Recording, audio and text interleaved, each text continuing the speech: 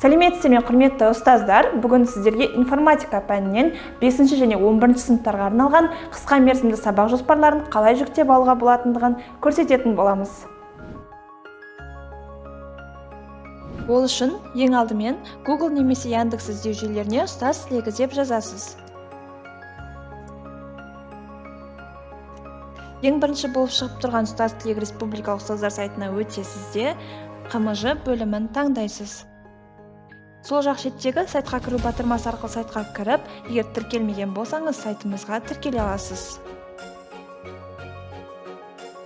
Пән таңдау батырмасы арқылы бізге қажетті информатика пәнін таңдайсыз.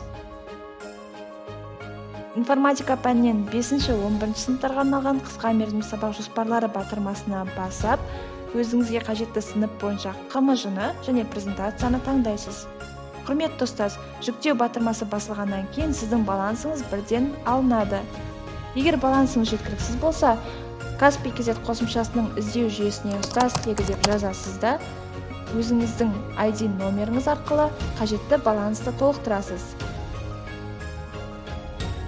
Төлем жасалынған КМЖ-лар бірден жүктеп алу батырмасына ауысады. Ал жүктелінген КМЖ сіздің загрузки бөліміңізде сақталады. Құрметті ұстаз, алдарыңызда 130 бұйрықтың 7 қосымшасы бойынша жасалынған информатика пәнінен КМЖ үлгісі. Бұл КМЖ-лар кез келген баспаға сәйкес келеді, себебі сабақтың тақырыбы мен оқу мақсаты оқу бағдарламасынан алынған, ал оқу бағдарламасы Қазақстан Республикасы бойынша ортақ болып табылады. Сіздерге бәрі түсінікті болды деп ойлаймыз. Біздің мақсатымыз әр ұстаз өз уақытын үнемдеп, бар күшін оқушылардың білім беруіне жұмсауына мүмкіндік жасау.